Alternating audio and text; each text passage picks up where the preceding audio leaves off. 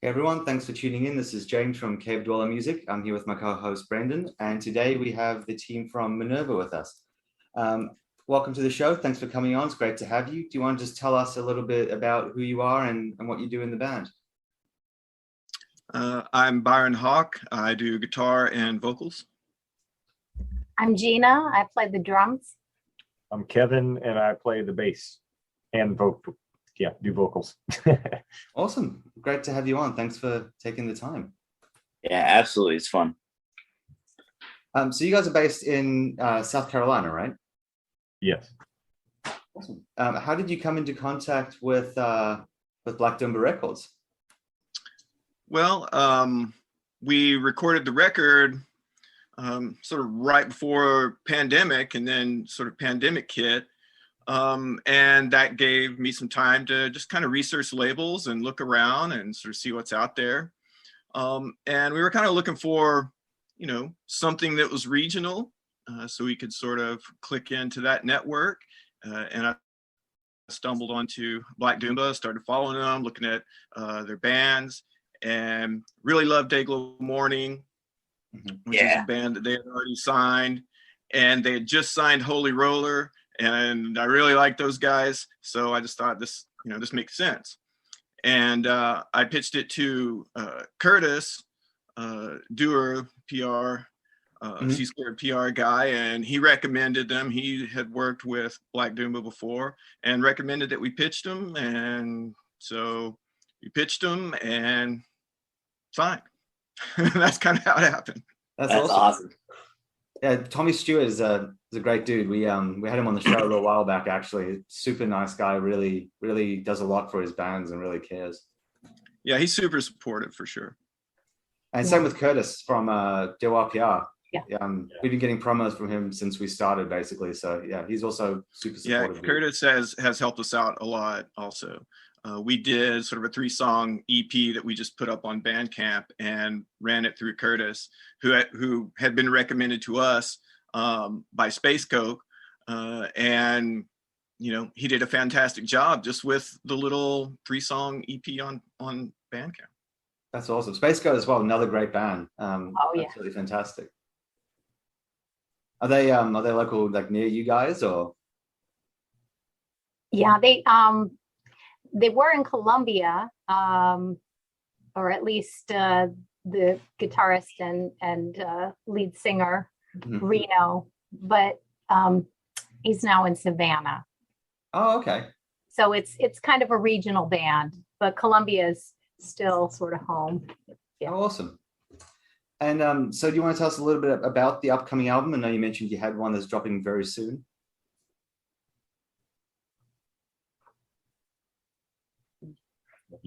Yeah, Sure.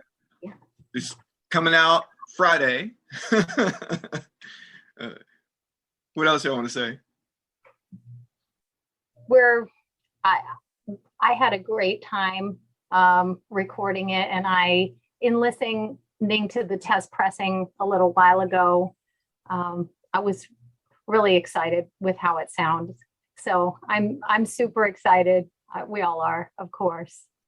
Yeah, you should be. A labor of love. Yeah. It's funny because we've had the music there for a while, and I'll listen to it every once in a while just to see if I hate it later on. And it just keeps surprising me how good it is. So we're pretty proud of it. Awesome. Yeah, we recorded at the Jam Room here in Columbia with Jay Matheson, who's also in Space Coke and also in a band called Brandy and the Butcher. And he did a great job making it sound, super gnarly and fuzzy and sludgy. And, we're really happy with how the sound came out. Great. I mean, I've heard a bit of it so far. I definitely heard the single Hollow. Absolutely fantastic track. Great job on that one. Thanks, and yeah, I do definitely plan to cover the album. We'll cover the album on our site once it's out for sure. Yeah, I was gonna say, you have your EP on there, Black Sky, right? Yeah, a lot of the songs, the 3 songs that are on the EP are also going to be on the record. Yeah, those are good. I mean, they're groovy. They're, it's heavy. It's nice. It doesn't sound stressed or generic. It's great. Thanks, man. We definitely try to, cut down the middle of groovy and heavy. Yeah, it's like it's like you're funny, like you're like fuzzy stoner doom. Like it's really good. Thank you. So what would you say sort of your main inspirations for this album were?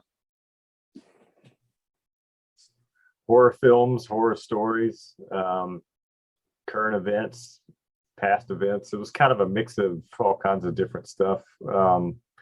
I think each one of us brings a different kind of thing to the band with ideas and the stuff that they kind of want to touch on.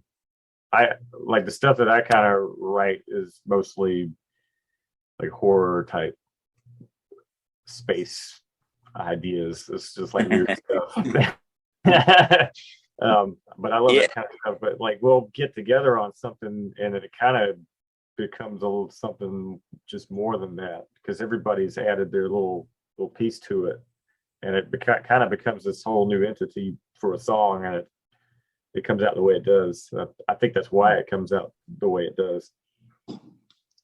Yeah, I was gonna say I kind of like interpreted like Hollow as like this like kind of like doomy love song in a way. Yeah, it could be seen that way in a way. Yeah. That's good. One review we had sort of referred to us as psychedelic horror, and I think that sort of fits the way Kevin writes lyrics, and kind of that whole sort of approach to the way Kevin does is sort of influenced now kind of how I think about the lyrics when I add little parts or do things. I try to sort of get into that vibe. So that's sort of the direction lyrics are going for sure, I think. Awesome. So, I mean, I'm not sure if you've actually listened to our podcast before this, but we derail at least every episode for about 10 minutes talking about horror movies. So, yeah. So, Kevin will talk your off about that, I'm sure. Awesome.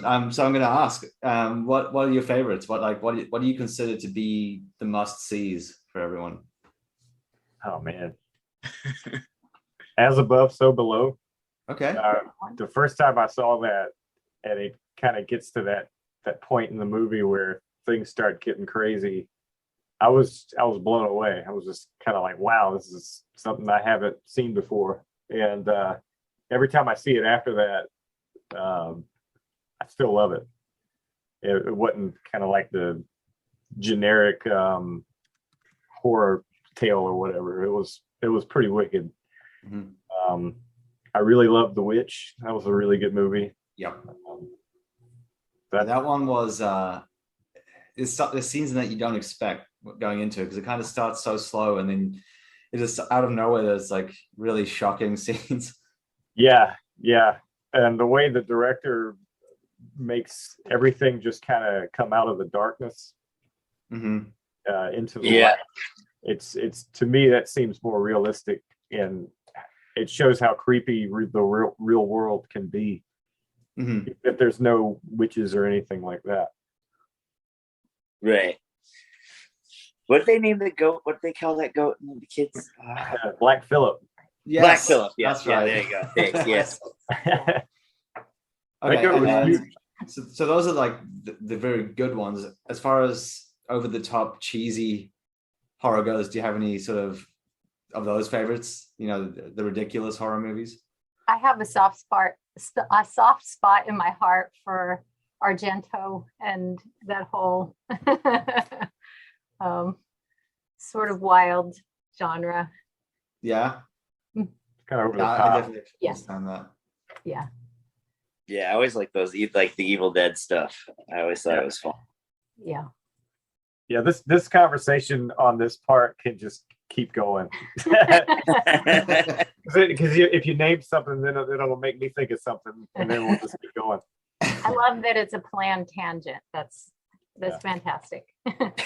It's just something we kind of just noticed that, like, talking to musicians and bands, people who make metal tend to appreciate horror, I guess, more than people who make other styles of music. So it ends up just sort of happening most of the time. But we'll jump back into it. Do you want to sort of tell us how you came to be as a band? What's the backstory? You want to start, Byron? Sure. Gina and I worked together, and we were all hanging out one night, not too long after Lemmy died. And after a few shots, we started, talking a lot of trash about starting a Motörhead cover band. And right there, Gina brought out a napkin and a pen, and we made a set list. And she was like, we should call it Iron Fist. So we started out as a Motörhead, cover band just for fun, and just because, we want to do a tribute to Lemmy and play some of those great songs. And we had a number of really cool shows, and really enjoyed doing that. And at a certain point, we decided we should do something, that's our own. Hell We're yeah. kind of like riding the opposite way of Motörhead. It was way slower. So what are your individual backgrounds? Like, where did you each come from sort of musically? I was doing music kind of off and on by myself, but I could never really secure a band that would be, cohesive for more than 2 days. And plus I really stunk at playing guitar and stuff, because that's what I had started on. And then, I had met Gina, and we basically had gotten together and started our own band on our first date, and we did that. And that's kind of how Gina and I knew each other. And Gina had introduced Byron to me, and then we all became friends and stuff. And that's kind of how it led into me learning how to play bass and doing the Lemmy thing. And then that kind of gave me the confidence I needed to start playing what we do in MNRVA.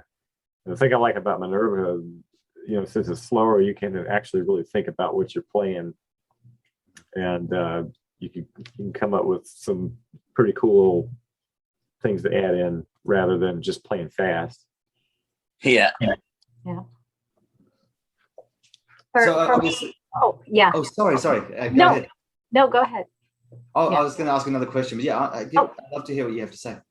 Oh, well, I was just going to say I'm just a lifelong record collector and music collector, and that's primarily where I'm coming from. I probably didn't imagine that I would be in a band, even though I had a drum set and would just sort of practice and listening to like studio recordings and playing along.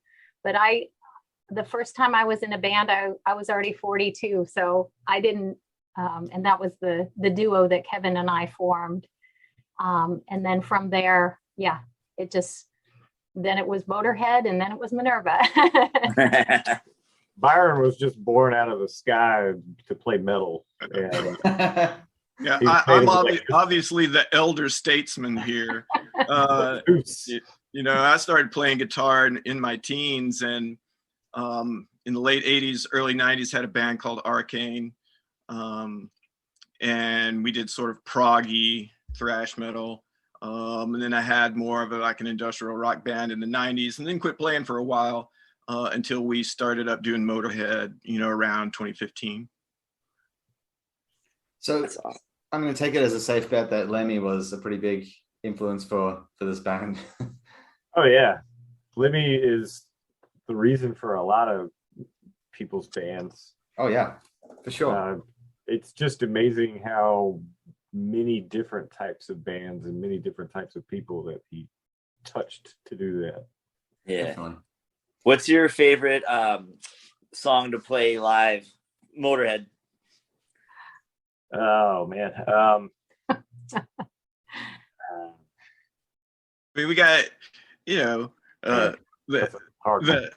classics, Ace of Spades, Orgasmatron. Orgasmatron's really fun. Well, I always liked playing Iron Fist because, we were called Iron Fist, and playing that song was fun, and man, they were all fun. I love playing Damage Case. To mind, though. Yeah, I was trying to think of our set list. It was Damage Case. I loved playing that one. Yeah, that was good. That's a good one. We Are the Road Crew. I always have fun on that. Yeah. I just love all those grooves. Yeah, Damage Case is a good one. We interviewed a band, Weed Demon, and they do that cover. It's pretty good. You should check it out. Nice. Awesome. I'll have to check that out. Yeah, that's awesome. At a certain point, Reno from Space Cope asked us to do a cover of 999 Emergency by Girl School and Motörhead. So that's actually out there on Bandcamp somewhere. I think it's probably posted off Space Cope's. Yeah, I think it's on Space Cope's page. Yeah. Awesome. So that was kind of a transition between, doing Motörhead and doing MNRVA. Yeah, slowed you down a little bit. Recording, yeah. Have you guys heard of a band called Poison Speed? No. You should definitely check them out if you're into Motörhead. They're from the Midwest, I'm pretty sure, but I think they're from the Midwest. They're basically like a more, I guess, aggressive version of Motörhead, but very similar vocal style, same sort of lyrics, like boozy, kind of groovy, biker type feel. I think you guys would all dig them. We're writing this stuff down right now. Oh, awesome. I got my post-it system here. Yeah. Oh, great. Yeah. For any You gotta recommendation. have it. There's been some really cool bands that I found from talking to people, and it's awesome. And I was like, all right, write that down. Oh yeah. So growing up, I guess we like to always ask this question: what kind of influenced you in your taste in music? Like what bands sort of helped you shape your taste in music as you grew up? I think a lot of it is, you kind of start out when you're younger listening to certain types of music, and as you get older, you start to pick up from whatever friends you have or family members that show you different types of music. So it's kind of like this ongoing kind of journey of answering that question, because every few years it's something more than the last thing. But what really got me into really wanting to play music seriously was there's this band called The Kills, and I really, really love how the guitarist Jamie Hintz plays guitar, because he does like a finger picking type style, but he's just so slick with how he does everything. And when you meet him, he's the coolest dude in the world. Like he's smoother than cream corn. I'll just put it that way. But that's kind of what really got me into it. And then the band that Gina and I had started, we did like not that type of music, but it had really pushed me to do guitar. But then when we really started getting into the Motörhead stuff, I switched to bass, and it was like starting over again. But it was just kind of like that journey. And now we're playing all kinds of cool shows and stuff, and it's just pretty wild how just from that one influence kind of brought me here with all these guys. Yeah, for sure.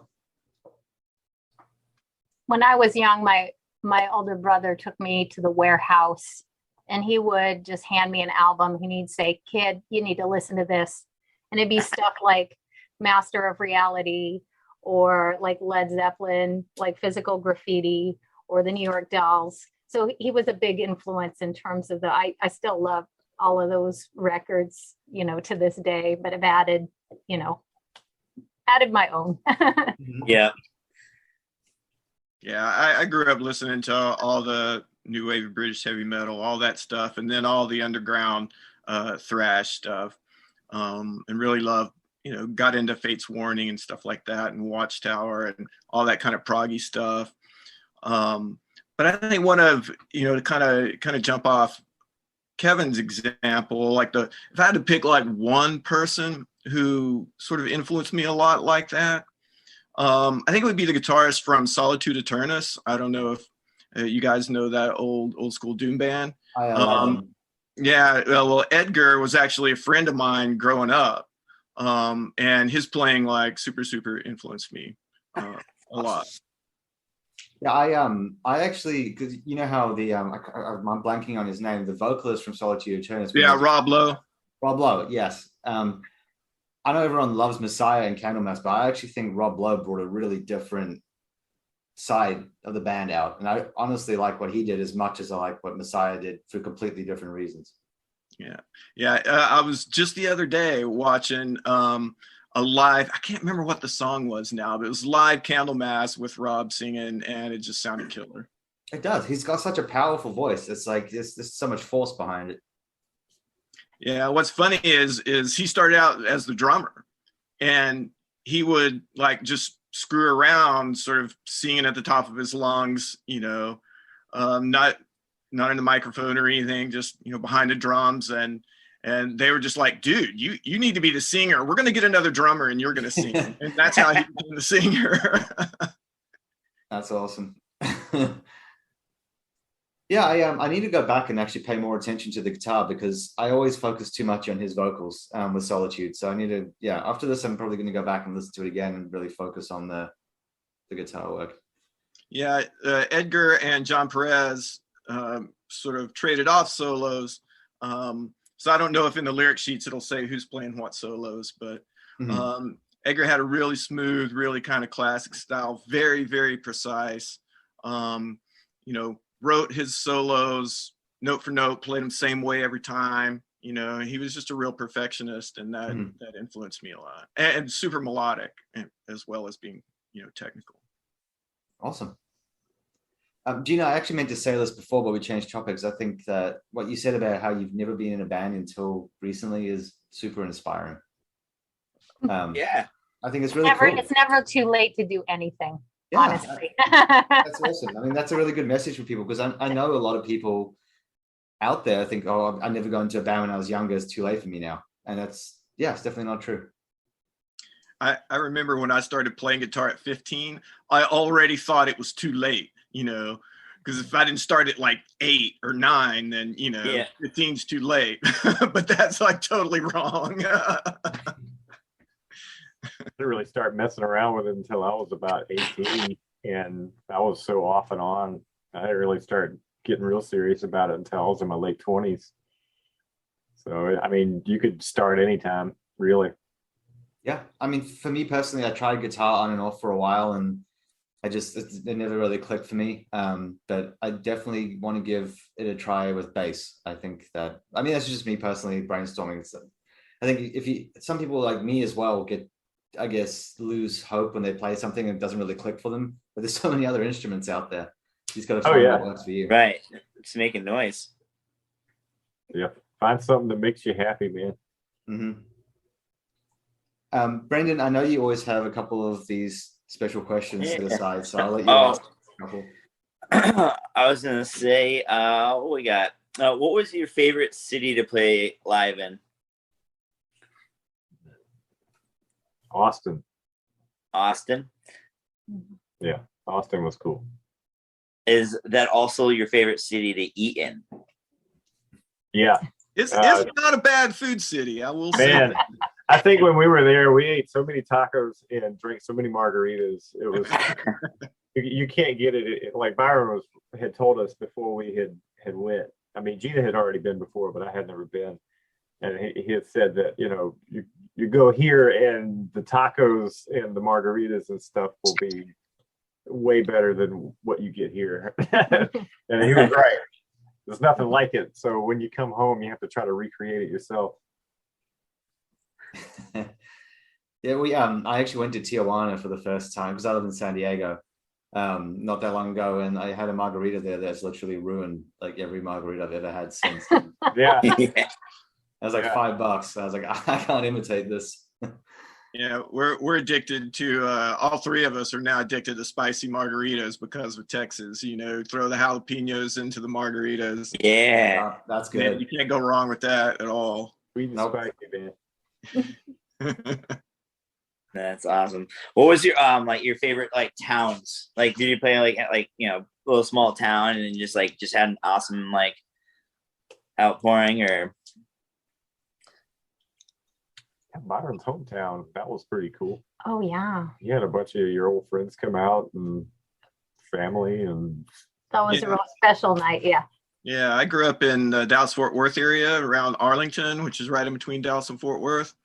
And we played there when we went out to Texas here recently, and old friends came out, and it was really cool. Had a cool show. There's a nice spot there in Arlington to play, and had a great time. That's awesome. And then I'm sure like each of you have a little different answer to this, but like, what's your favorite like concert you've been to, like as a patron? Like I want to go see this band. Like I want to go see them live. Like, let's go. Who was that for you? Electric Wizard, man. That was wild. Yeah, it was like watching a sea of people all just headbanging slow the same way. It was great. It was funny because it really felt like a collective of people in a hive. Yeah. I've seen so many shows, but I saw The Damned in DC. Nice. And that was just one of my favorite shows of all time. Yeah. Yeah, this is, one of those impossible questions. A few things came to mind, but one, a few years ago, saw All Them Witches. Nice. Yeah. And they were just sweet. They were great, sounded great, played great. And it was kind of the end of the tour, and they were, and they were tired, and you can kind of tell, totally didn't matter. They still crushed it. So I still think about that show sometimes. Nice. What about what's your like kind of favorite like music to like kind of like wind down to and relax? Like you're just like trying to, put on some background noise or something and just not like, just relax. Gina calls it wolf humping music, but I listen to Howl Long. I love that band. I love getting down with that. You can just close your eyes and put the earbuds in and pass out listening to that. What was the band, sorry? Howl Long. Oh, okay. I haven't heard them. I have to check them out. They're super awesome. But both albums are really good. I would definitely listen to it with the headphones on and just get in the right state of mind, because it's very sound oriented. It feels, if you really kind of just really listen to it, it feels like you're kind of in like atmospheric. Yeah, in an atmosphere. Yeah. So put your dog away, feed the dog, kiss the bed, and just listen to it. That's how I feel about Pink Floyd. So those bands, you have to you gotta tune everything out and get in the zone and just like listen to the album from start to finish and focus on nothing else. Yeah, turn your notifications off on the phone. Don't even answer calls. No interruptions. You gotta have the whole album to play. Mm-hmm. I love like early Floyd. That would be one of them. Yeah. It's just something special about it, huh? It's like, they're a special band. Nick Mason is one of my favorite drummers. Yeah. Understated and underrated, I'd say. Yeah. Mm-hmm.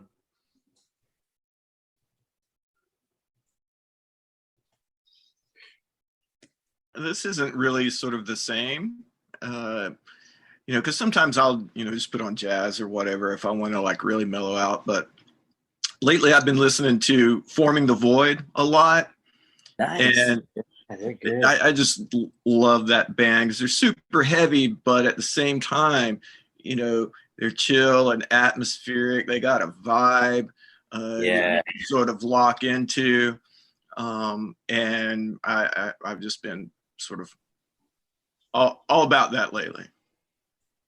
Nice. This is gonna sound super random, but for me, a band I've gotten into recently that I find super relaxing, or artist, I guess, is Enya. All right.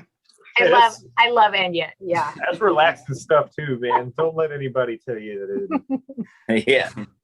Like I'll listen to dream pop. Like it's because you can get the same kind of weird atmosphere kind of thing out of that.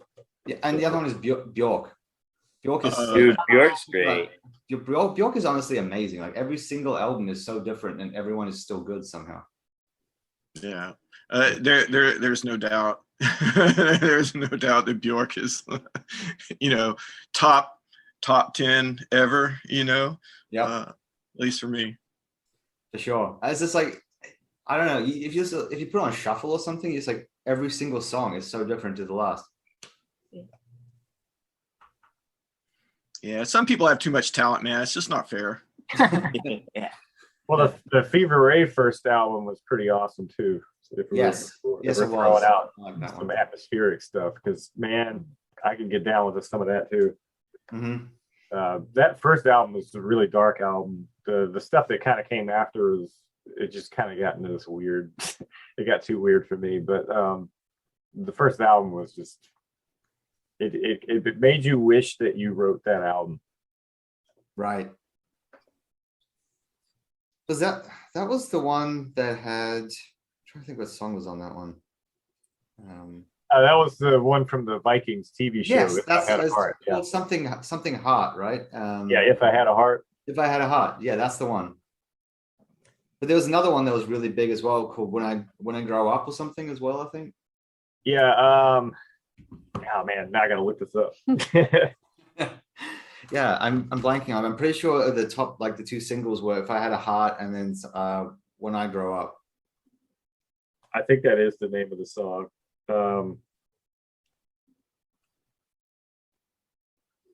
Yeah, you're right. Triangle Walks. That's another good song. Yes. Yep. So one of the things I really love about what she's doing with the vocals and stuff on that is she's doing it where there's multi-gendered vocals. So you've got deep vocals that sound really weird and distorted, and higher vocals that are distorted this kind of in a weird way too, but they're blended together. So it almost sounds like some kind of weird demon or something is kind of reaching out and just adding whatever it says to the song. I definitely know what you mean. Yeah, it's a huge range between the styles that she uses. Have you ever listened to a band called Mum? M-U-M? No. You should write that one on your list. If you like that type of like super kind of chill, spacey out there stuff, there's a song you should listen to first if you can find it, called Ballad of the Broken Birdie Record. Okay. Yeah, that's the weirdest thing is it's like I don't know how to describe them. They're kind of like this type of music that we've been talking about, but they actually were featured on what's the song? That documentary about black metal, When the Light Takes Us, I think.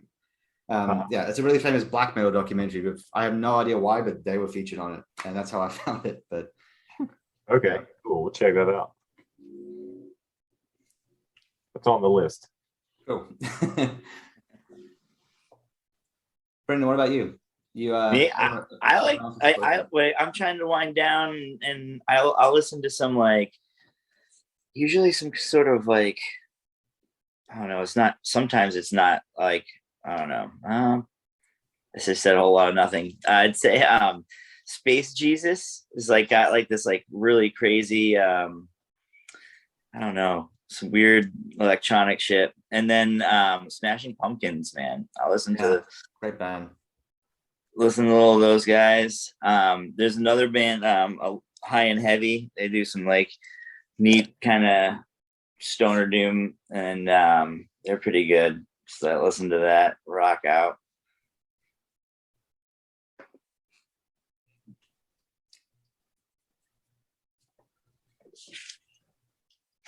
You got any other ones lined up there? Unless you want to talk about some craft brews, Okay. I think we're pretty much good. Cool, because I got one more I want to ask you guys for sure. Okay, this is going to be tough, so I'm going to do it in two parts because this is always the hardest question we ask everyone. If you could support any band or artist live, who would it be? And you can do one unrealistic, like this would never happen, but I wish it could, and they can be alive or dead. And then one realistic, like this is something we could maybe make happen in the future. If we could see, Oh no, support, like open for type thing. Oh, open for. Okay. Man, It's a tough one. I know. I'm sorry. I want to say Motörhead, but I know that's not happening. Man, the Melvins are just everything to me. So that would be one shot at an answer. Yeah, Candlemass would be fun for a realistic one. Love to open for those guys. Yeah, man, that would be a ton of fun. Do you know who the vocalist is at the moment? Candlemass. Have they gone back to the original vocalist, or are they with someone new now? The last time I looked and noticed, he was back. Yeah, because they change they change vocalists a lot. Sorry, didn't mean to cut you off if you had another answer there. Oh, I was just trying to think of an unrealistic one. The first thing that comes to mind for a completely unrealistic one, would love to open for Hendrix, man. Yeah, awesome. You know, just because I would want to be there and see and hear, you know, what he's all about. I wonder what he'd think about music nowadays. I don't know. It'd be super interesting. I think about both him and Randy Rhoads a lot of times, like what their styles would have turned into and what they might have been playing or might be like now or might care about now. I mean, it would be interesting to know. Right. Or working on something behind the scenes, totally not in what they normally were doing. Yeah. I could see Randy Rhoads doing something completely, totally different, maybe scoring stuff or something, you know. I mean, I don't know. There's a couple of those artists where you always wonder what it could have been. Like, definitely, like for me, I always think about the Beatles because their sound changed constantly. If they had stuck together and not died, you never know where their albums could have ended up being as music progressed. And then the Doors is another one. I mean, they always change constantly. So it'd be interesting to see how their music evolved as music changed. Especially in the 70s, because there were so many changes in the 70s as far as music. I mean, coming out of the 60s and then how it transformed into the late 70s, it was kind of wild. Right. It was only just a few years that happened. Yes. So there are so many advances in just like studio technology and stuff. It'd be really interesting to hear what the Doors would have done like in the late 70s or something. Yeah. I would have been really interested to see if they kept the keyboard, because that was such like a 60s sound, and that kind of faded out a lot in the 70s as synths came in. Bring those drums. Bring those drums up in the mix. I love John Densmore too. Yeah.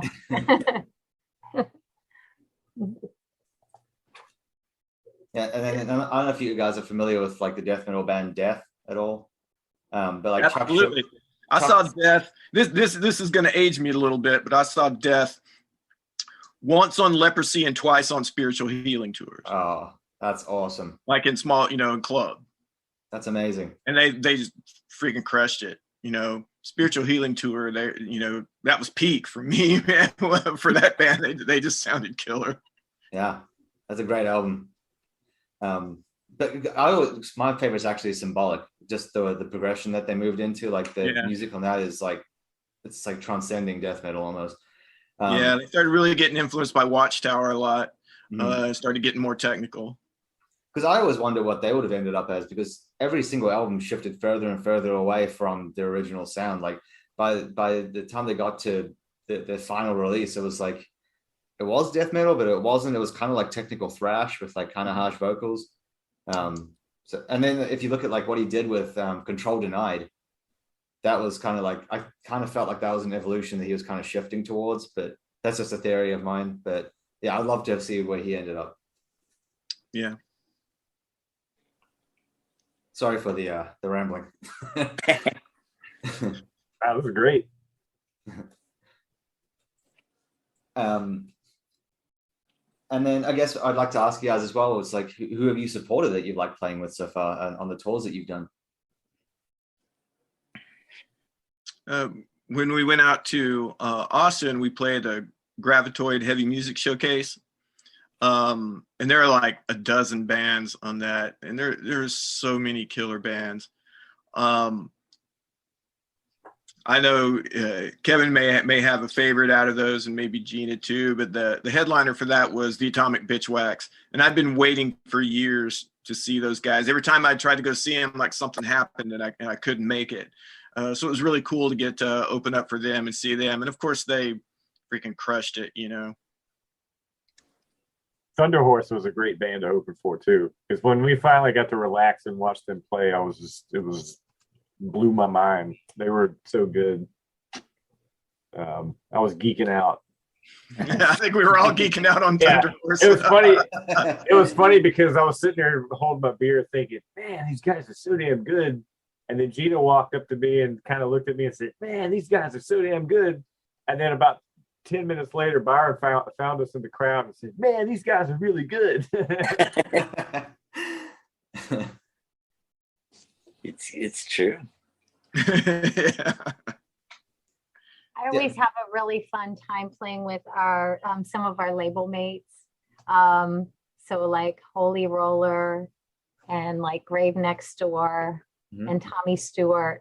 We always have a really, really fun time. Dayglow Morning. A couple of one of the bands I love playing with in Atlanta is the Buzzards of Fuzz. That's one of my favorites. And we love Space Coke too. We played in a lot of shows with them, and it's always fun. You never know what's going to happen. It's always going to rule. It's going to be a good night. Yeah, all the bands that Gina mentioned, they're super supportive, and they really care about the music. They go above and beyond what a lot of other people would to really support other bands and stuff. So they're really good friends to have. That's awesome. Yeah, another I would add on to that is Ember. They're not on Black Doomba, but they're friends with all those guys and play shows with all those guys, and they're really cool, really good, really supportive. Doomstress is pretty awesome, really supportive. I like Doomstress. Yeah. I love Doomstress. Yeah, they rock. They rock. I haven't listened to them in a minute. I'm gonna write. Oh man. They're very sort of new wave of British heavy metal-esque. Just so great. They hit that sort of sweet spot between new wave of British heavy metal and sort of stoner rock or doom, you know. And they just hit it spot on. Byron, I know you're into like the new wave of British heavy metal stuff. Do you follow a label at all from Germany called Dying Victim Productions? I don't know that one. You should definitely check it out. They're like one of the best labels out there at the moment, putting out like new wave heavy metal, all with like a 80s sort of feel to it. Ton of good stuff coming through there. What was it again? Dying Victim Productions. It sounds like an extreme metal label, but it's mostly just new wave heavy metal, and then a bunch of like first wave black metal, like old school black and thrash stuff. Have you ever listened to Wolftooth? A little bit. I like them. They're pretty good. But what you said about Space Coke as well, I mean, we haven't talked about them at all in this podcast much yet, but that last album they did was phenomenal. That was something special. Like it was just like, that was one of the fuzziest, most distorted things I've heard in like a really long time. Everything Reno touches turns to gold. There it is. Yeah. Yes. That opening track was like mind-altering. It was good stuff. Yeah, those guys are great, man. If you ever get the chance to see them live, definitely bring your earplugs. But it rocks so hard you don't care. Those guys are so heavy live. Do you guys know Uncle Woe? That's another one you should check out. They're like stoner doom / kind of grunge stuff, but like their new album that came out this year was phenomenal. What is it? What was the name again? I'm sorry. Uncle Woe, like Uncle and then WOE, 2 words. WOE. Okay, thanks. Sorry, I have an accent. No. I was like whoa, or Joey Lawrence. Whoa. That's what I was thinking. Uncle Whoa. Got it. Whoa. Well, And then I and guess Sorrow. for Okay. anyone listening at the moment, is there anyone that you think should get more love that people should check out? Like underground bands or bands that you know that people don't know and should know? So I got shined on to a band called Rickshaw Billy's Burger Patrol, and those guys are just nasty how they play. I don't know how to describe it. It's just really good. I would add a little more low end, but other than that, they're good. Awesome. Yeah, I think I would reiterate Forming the Void, just because that's what I'm on to right now. And if people are into this kind of stuff and hasn't really listened to them, I would say go listen to them. Awesome.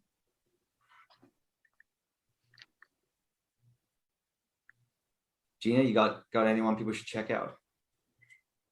I think I probably mentioned most of them. Yeah, no, something additional is not. Give me a second. Come back and I'll think of something. Okay. I will say check out Buzzards of Fuzz's new album, because that's another one you have to listen to with the headphones, because it's great. It's one of those atmospheric type albums, and I was expecting one thing, and then when I heard it, I was kind of blown away, like how really good it really was. Not saying that I didn't think they were gonna do a good job. I knew they were gonna do a good job, but it went beyond my expectations. So they're somebody to check out. Awesome. Them and Hot Ram.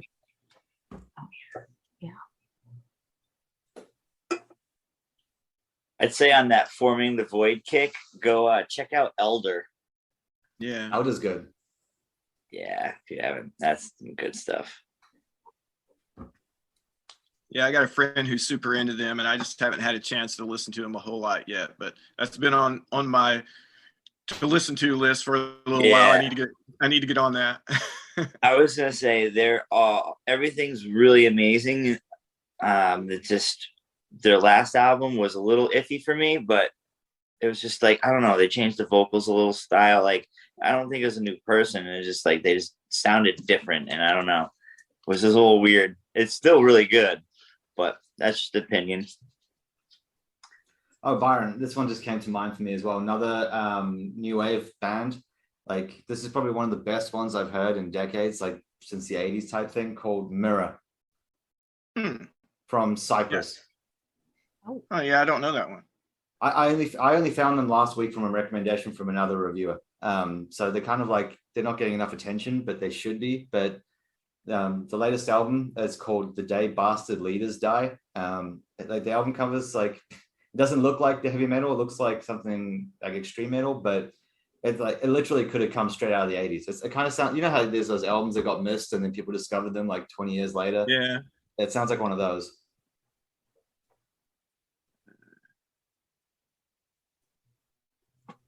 All right, it's down on my list.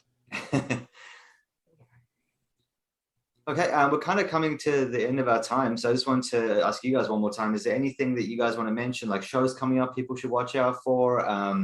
Obviously you have the new album coming out. Anything else that people should be on the lookout for? New albums coming out Friday. You can go get it on Black Doomba's Bandcamp page. Go check out our video for Hollow, which is our single from the record and the title track from the record. That's on Black Doomba's YouTube channel. And we signed on to do the New England Stoner and Doom Fest in October. So if anybody's listening is out in the Northeast, get a chance to come to the festival. Where's that playing? It's in Connecticut. I think it's Jewett, Connecticut, or something like that. I live in Connecticut. Cool, you can come in. Nice. Yeah, he will be there. That's right. So it's in October? Yes, October 8th through the 10th or 7th through the 9th or something like that. Yeah. Oh, Lordy, all right. I'm gonna figure. Yeah, we're both Yeah, of us that's spend about way too half much an hour money away on from live me to music. say. Sweet. Yeah, Brendan and I are actually going they haven't announced the full lineup yet or anything, so I assume that's going to be coming. Nice. Oh man, yeah, that's like a half an hour ride from me. Sweet. Oh man. Ooh, I'm excited. I'm gonna try and make that happen. Do you Awesome. know like what night you're playing? No, the schedule hasn't been. No, nothing like that. All right, nice. Oh man, yeah, I'm gonna try and One make of the that nights. nice. Yeah. I'm just thinking if I can't like do the whole weekend or something, I'll just try and make that night or whatever. That's awesome. Yeah, that there's probably a few bands playing there that I've met a couple times. The local guys, they're pretty cool. There's a really neat band called Gorge, and then Afghan Haze, and When the Deadbolt Breaks. Yeah. Awesome bands. Check out When the Deadbolt Breaks. They're really interesting. Like they awesome stuff. Like really dynamic. Yeah, they're really good. They it's like everything from sludge to grunge, like stoner rock. It's all good. Yeah, I seeing them live play. Even like Aaron has got like this pedal board that's like, I don't know, the size of Montana. It's insane. You're just like, what are you doing, dude? Like, and you just melt your face with it. It's awesome. He must have been hanging out with the Edge. You ever see his pedal boards? It's just ridiculous because they're all delays. That's because that's all he plays. Yeah. If you ever see the documentary, It Might Get Loud. I always made the joke that when he was sitting there practicing with Jimmy Page and Jack White, that they would kind of play each other's famous songs, and I always made the joke that he would be looking like he was trying to play what they were playing, but it would only go with his delay. The cool sound. Are you a Jack White fan? Oh yeah. Yeah, me too. Oh, yeah. I think he's super talented dude. Basically everything he touches is kind of worth listening to. Yeah, great. He may be the Willy Wonka or whatever of records and all the old tunes and stuff, but I'd rather be a Willy Wonka in a world of other rich people who are idiots. Yeah, I agree. And he made a really. Do you see that interview he did about like the record industry at the moment, like not long ago? Yeah. Oh, the appeal to the major record labels to make their own pressing plants. Yeah, please. Yes. We're all waiting for very, very delayed vinyl records. Yeah. Everyone is. Yeah. No, that's I ridiculous. know. I think I have like 4 or 6 records just up in the air still. I'm like, Yeah. when they show up though, it's going to be awesome because I've already forgotten. Like I don't know. Like what did I order? Oh yeah, I don't know. Yeah, but it's like I saw another article making a good point. It's like there's a couple of key albums that made the delay happen, like absolutely huge pressings. Yeah, like Adele or whatever. Adele, and then there was like a new ABBA record, and Yeah. another one, Taylor Swift. Like, Right, the Taylor's. That's right. Right. Yeah, and those three like alone push back record pressing plants by like 3 months. Well, I mean, she's got like those 10-minute long songs on there, dude. Well, she did a double vinyl, which was completely unnecessary. Like it's Adele. It's like you don't need a double vinyl for your music. You know what I mean? I could easily fit on one. Like it doesn't seem necessary to me personally, but that's my opinion. Yeah, I saw some people online kind of diss Jack White for that statement, and I never really understood that because he's right. Yeah. I mean, Right. Where's the lie, man? I mean, come on. Completely. It's like they make so much money they could easily afford to do it, and they make a profit on it if they did it. It's not like they lose money building those plants. The vinyl demand's not going anywhere. Right. It's boomed so much. It's overtaken CD sales like the last like 3 or 4 years running or something like that. It's crazy. Yeah. I mean, Really, the only place to sell a CD now is at a show. Yeah, or on Bandcamp. That's Yeah. about it, really. Right. That's about it. Yeah, it's kind of like I go to like my record store sometimes and they have like a CD section, and I'm always like, do people go to that? Like, Yeah. I used to listen to CDs in my car all the time, but I don't really listen to CDs at home. It's like I usually listen to like through my phone or like, through a speaker, like through that way, Normally I want to get like a whole like kind of system set up, but like ultimately, like unless I'm like in my car, I don't really have a CD player, The thing that puzzles me, that the comeback that puzzles me, is the cassette return. Like that one I'm super confused about. I don't really get that one. It's cheap. Yeah, It's that's cheap. that's all I It's could think cheap. of. It's cheap. They're like $2 to make and $5 to sell. I don't think anybody actually listens to them. I think they just buy them to have something physical and then get the download code and then just sort of collect the cassettes and have them stacked somewhere or something. I'd be surprised if they really listen to them a lot. Yeah, I think of it as kind of a collectible art. Right. Okay. Cheap. Yeah. Well, not only that, but like, I mean, I feel like I listened to tapes growing up, and there'd be like, you'd have that one shitty tape player that would eat all your tapes. Yeah. Or like, chance or not. like, Yeah. I'm listening to Kid and Play, and then all of a sudden it just stops playing, and I'm like, "What's going on?" And then I pull the tape out, and it's all eaten up into the machine, or like whatever. And I was like, "Oh man!" Wrecked another Queen tape. Yeah. But the other thing about them is that they, like, unlike vinyls and CDs, they actually deteriorate pretty quickly. Like They do. Yeah. they lose quality over time, which is unfortunate. Right. That's why a lot of people, I think, I don't know, like they'll buy like a like the colored copies, like the fun variants, and then they'll buy like the regular, black vinyl to listen to. Yeah. That's what I'm gonna start doing. Yeah, I mean, I absolutely love vinyl, and it's the only physical media I buy these days. But I just wish they weren't so big. They take up so much space. Yeah. Right. And they're so hard to transport. Yeah, I'm still CD guy. I'm one of those. Yeah, I mean, I bought CDs the other day. I mean, I love them. It's just, I just need to get a better setup, you know what I mean? So I can listen to them in my house versus like just my car or whatever, like that's what I gotta do. But I love CDs. Yeah, it's great. I have all my CDs from when I was like a teenager and whatnot, Some of them I've lost along the way, like, the CDs that you like loan to a friend. You're like, oh man, you got to listen to this. And then like, you're like, wait, I never got that back. Yeah. Yeah.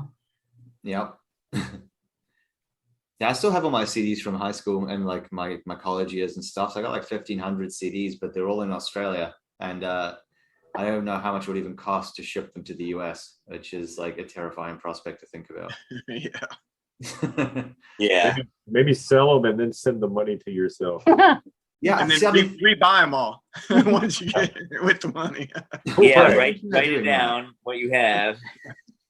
it's like the thing is though, it's like when you sell that many CDs, you either have to sell them one by one to make any like real money back, or you have to sell them as a bulk thing, and then you're going to lose so much money. Pennies on the dollar, yeah. Yeah, it's like you're gonna get like 10% back, if that, if you're lucky, on like each one, unless they're like a rare collector's item or something, which some of them are. But yeah. Anyway, we got to wrap it up, unfortunately, time wise. But thank you so much for coming on the show. We really appreciate you guys taking the time, and it was nice getting to know you all and having a chat. Yeah. Yeah, Thanks for having us. Thank you so much. No problem. And down the line, if you have another album coming out, hit us up, and we'd love to have you back on. Yeah. Awesome. Thank you. Good fun to have a chat. We look forward to seeing you at New England Stoner Doomfest. All right. Yeah. Yeah, I'm excited about that. I'll message you guys somehow, some way out before it all goes down. I think it'll be awesome. Yeah, it's gonna be fun. Yeah, that'll be great.